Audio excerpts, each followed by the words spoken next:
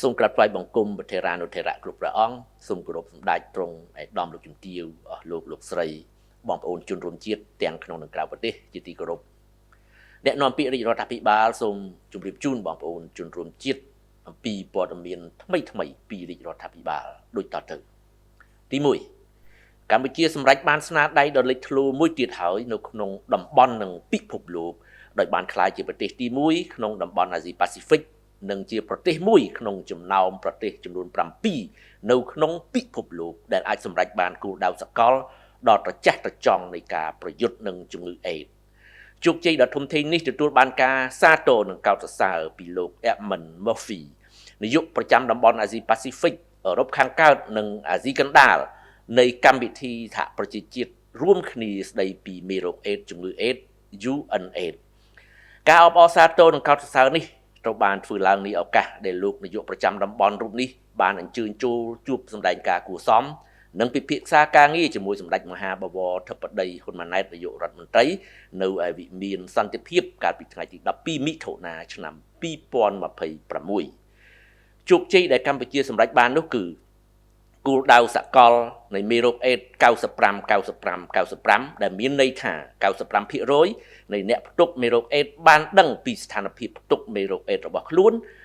95%នៃអ្នកដែលបានដឹងពីស្ថានភាពផ្ទុកមេរោគអេដស៍របស់ខ្លួនបានទទួលការព្យាបាលដោយឱសថប្រឆាំងនឹងមេរោគអេដស៍ហើយនឹង95%នៃអ្នកដែលទទួលបានការព្យាបាលដោយឱសថប្រឆាំងមេរោគអេដស៍មានផ្ទុកមេរោគអេដស៍កម្រិតទាបដែលនេះគឺជាដំណើរឈានឆ្ពោះទៅរកការបញ្ចប់ការគំរាមកំហែងចំពោះសុខភាពសាធារណៈដោយសារមេរោគអេដស៍នៅឆ្នាំ2030ក្រៅពីការសាទរជោគជ័យដ៏ធំធេងនេះលោកនាយកប្រចាំតំបន់នៃកម្មវិធីអង្គការសហប្រជាជាតិក៏បានសម្ដែងការកោតសរសើរដល់ការអភិវឌ្ឍរីកចម្រើនលើគ្រប់វិស័យរបស់កម្ពុជានិងបានវាយតម្លៃខ្ពស់ចំពោះភាពជាអ្នកដឹកនាំដ៏រឹងមាំរបស់រាជរដ្ឋាភិបាលកម្ពុជាក្នុងការកសាងអភិវឌ្ឍប្រទេសជាតិក៏ដូចជាពង្រឹងវិស័យសុខាភិបាលលោកក៏បានវាយតម្លៃខ្ពស់ចំពោះការយកចិត្តទុកដាក់និងភាពជាអ្នកដឹកនាំរបស់រាជរដ្ឋាភិបាលកម្ពុជានៅក្នុងការលើកកម្ពស់សុខភាពសាធារណៈជាពិសេសការដាក់ចេញនៅការអនុវត្តនៅក្របខ័ណ្ឌគោលនយោបាយជាតិស្ដីពីគាំពារសង្គម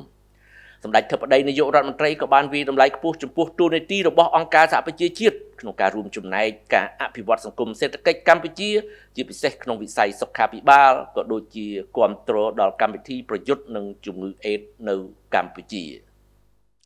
សម្ដេចធិបតីក៏បានគូបញ្ជាក់ជូនលោកនាយកប្រចាំតំបន់ថារាជរដ្ឋាភិបាលកម្ពុជានៅតែផ្ដល់អាទិភាពខ្ពស់និងចាត់ទុកប្រជាជនជាស្នូលតាមរយៈការលើកកម្ពស់សុខភាពអប់រំនិងការបង្កើតការងារដែលជាគ្រឹះដ៏រឹងមាំសម្រាប់ទ្រទ្រង់ការរីកចម្រើនរបស់ប្រទេសជាតិបាទលើសពីនេះទៀតរាជរដ្ឋាភិបាលតែងតែយកចិត្តទុកដាក់ខ្ពស់និងខិតខំលើកកម្ពស់វិស័យសុខាភិបាលតាមរយៈការធ្វើឲ្យកាន់តែប្រសើរឡើងនៅមូលដ្ឋានសុខាភិបាលទាំងថ្នាក់ជាតិនិងថ្នាក់មូលដ្ឋានសូមរំលឹកជូនថាកម្ពុជាក៏ធ្លាប់បានទទួលការកោតសរសើរនិងវាយតម្លៃខ្ពស់ចំពោះភាពជាអ្នកដឹកនាំនិងចាត់ចែងបានល្អក្នុងការប្រយុទ្ធប្រឆាំងជំងឺ Covid-19 កាលពីពេលកន្លងទៅថ្មីនេះបើទោះបីជាប្រទេសតូចនិងមានវិស័យសុខាភិបាលនៅមិនទាន់រឹងមាំប៉ុន្តែថ្នាក់ដឹកនាំកម្ពុជាមានភាពវាងវៃប្រកបដោយស្មារតីបុរេសកម្មនិងការទទួលខុសត្រូវខ្ពស់ក្នុងការគ្រប់គ្រងវិបត្តិសុខភាពសាធារណៈដែលបង្កឡើងដោយជំងឺដ៏កាចសាហាវនេះបានលឿនរហ័សនិងអាចកាត់បន្ថយគ្រោះថ្នាក់និងហានិភ័យចំពោះប្រទេសជាតិនិងប្រជាជនបានហួសពីការរំពឹងទុកទី2សម្ដេចតេជោហ៊ុនសែនប្រមុខរដ្ឋស្ដីទីកាលពីព្រឹកថ្ងៃសុក្រ12ខែមិថុនាឆ្នាំ2026បានបន្តអញ្ជើញជួបសំណេះសំណាលជាមួយក្រុមប្រឹក្សាខេត្តក្រុងស្រុកឃុំសង្កាត់និងថ្នាក់ដឹកនាំមន្ទីរអង្គភាពនានាក្នុងខេត្តបាត់ដំបងនិងខេត្តបៃលិនគោលបំណងនៃការជួបសំណេះសំណាលនេះគឺជាការអនុវត្តនិងពង្រឹងគណនេយ្យភាពរវាងព្រឹទ្ធសភាជាមួយនឹងអង្គបោះឆ្នោតដើម្បីឲ្យមានតម្លាភាពដើម្បីជំរុញការងារមូលដ្ឋានឲ្យកាន់តែមានប្រសិទ្ធភាពនិងផ្សារភ្ជាប់ទំនាក់ទំនងឲ្យកាន់តែជិតស្និទ្ធជាមួយនឹងអាជ្ញាធរមូលដ្ឋានទន្ទឹមនឹងការកោតសរសើរនិងវាយតម្លៃខ្ពស់ចំពោះថ្នាក់ដឹកនាំខេត្តមន្ត្រីរាជការនិងក្រុមការងារមូលដ្ឋាននៃខេត្តទាំងពីរដែលបានខិតខំបំពេញកិច្ចការងារនៅពេលកន្លងមកស សម្ដេចប្រមុខរដ្ឋស្ដីទីក៏បានក្រើនរំលឹកដល់មន្ត្រីរាជការទាំងអស់ជាពិសេសក្រុមប្រឹក្សាគុំសង្កាត់ឲ្យបន្តយកចិត្តទុកដាក់បំពេញតួនាទីភារកិច្ចបម្រើជាតិនិងប្រជាជនឲ្យបានល្អប្រសើរ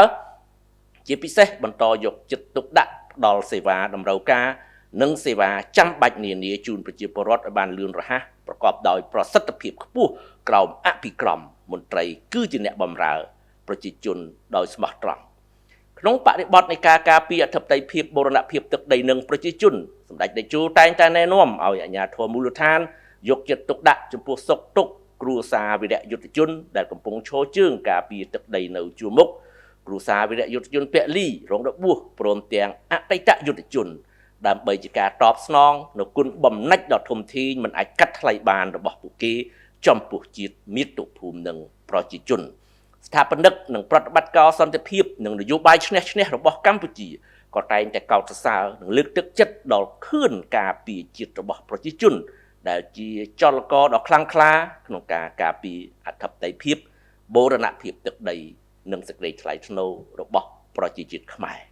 អាស្រ័យហេតុនេះសូមបងប្អូនជនរួមជាតិជ្រាបជាព័ត៌មានបាទសូមអរគុណនិងសូមគោរពលាតែប៉ុណ្ណេះ